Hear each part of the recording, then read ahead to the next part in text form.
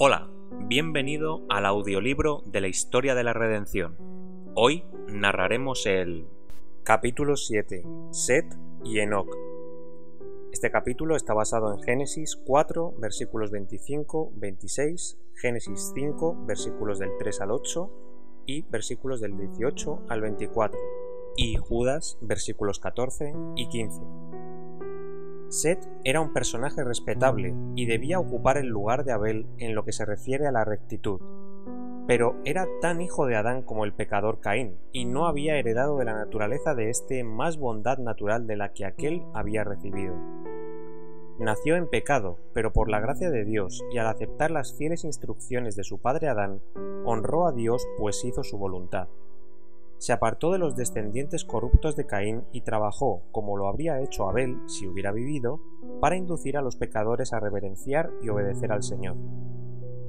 Enoc era santo, sirvió a Dios con corazón indiviso, se dio cuenta de la corrupción de la familia humana y se apartó de los descendientes de Caín, a quienes reprendió por su gran maldad. Había en la tierra quienes reconocían al Señor, lo temían y lo adoraban. Pero el justo Enoc se sentía tan perturbado por la creciente maldad de los impíos que no se relacionaba con ellos cada día, por temor de verse afectado por su infidelidad y que sus pensamientos no siempre se dirigieran a Dios con la santa reverencia que merecía su carácter excelso. Su alma se afligía pues todos los días veía cómo pisoteaban la autoridad divina. Decidió apartarse de ellos y pasar la mayor parte del tiempo en soledad, que dedicaba a la meditación y a la oración. Permanecía ante el Señor y oraba para saber su voluntad más perfectamente de manera que la pudiera cumplir. Dios se comunicaba con Enoc por medio de sus ángeles y le daba sus divinas instrucciones. Le hizo saber que no siempre contendería con el hombre en su rebelión, que su propósito era destruir la raza pecadora mediante las aguas de un diluvio que caería sobre la tierra. El puro y hermoso jardín del Edén, de donde habían sido expulsados nuestros primeros padres, permaneció en la tierra hasta que Dios decidió destruirla por medio del diluvio. El Señor había plantado ese jardín y lo había bendecido de manera especial, y en su maravillosa providencia lo sacó del mundo, y lo devolverá a éste más gloriosamente adornado que antes que fuera retirado. El Altísimo se propuso preservar una muestra de la perfección de la creación, libre de la imprecación mediante la cual maldijo la tierra. El Señor desplegó más ampliamente ante Enoc el plan de salvación, y por medio del espíritu de profecía lo condujo a lo largo de las generaciones que vivirían después del diluvio, y le mostró los grandes acontecimientos relacionados con la segunda venida de Cristo y el fin del mundo. Enoc estaba preocupado por los muertos. Le parecía que los justos y los impíos irían juntos al polvo y que ese sería su final. No comprendía claramente el tema de la vida de los justos más allá de la tumba. En visión profética se lo instruyó con respecto al Hijo de Dios, que habría de morir como sacrificio en favor del hombre, y se le mostró la venida de Cristo en las nubes de los cielos, acompañado por una hueste de ángeles para dar vida a los justos muertos y rescatarlos de sus sepulturas. También vio la corrupción que prevalecería en el mundo cuando Cristo apareciera por segunda vez, que habría una generación jactanciosa, presuntuosa y testaruda, en abierta rebelión contra la ley de Jehová, para negar al único Dios soberano y a nuestro Señor Jesucristo, pisotear su sangre y despreciar su expiación. Vio a los justos coronados de gloria y honor mientras esperaba a los impíos de la presencia del Señor para ser consumidos por el fuego. Enoc repitió fielmente al pueblo todo lo que Dios le había revelado por medio del espíritu de profecía. Algunos creyeron sus palabras y se apartaron de su impiedad para temer y adorar al Altísimo. La traslación de Enoc. Enoc crecía en espiritualidad a medida que se comunicaba con Dios. Su rostro irradiaba un fulgor santo que perduraba mientras instruía a los que escuchaban sus palabras llenas de sabiduría. Su apariencia digna y celestial llenaba de reverencia a la gente.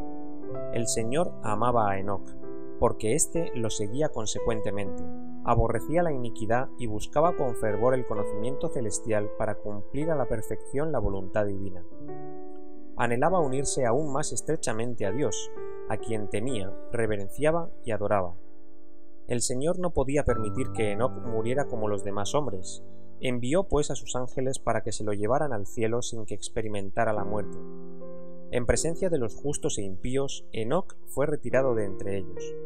Los que lo amaban pensaron que Dios podía haberlo dejado en alguno de los lugares donde solía retirarse, pero después de buscarlo diligentemente, en vista de que no lo pudieron encontrar, informaron que no estaba en ninguna parte, pues el Señor se lo había llevado. Mediante la traslación de Enoc, descendiente del caído Adán, el Altísimo nos enseña una lección de suma importancia, que todos los que por fe confían en el sacrificio prometido y obedecen fielmente sus mandamientos serán recompensados. Aquí se presentan nuevamente las dos clases que existirían hasta la segunda venida de Cristo, los justos y los malvados, los rebeldes y los leales.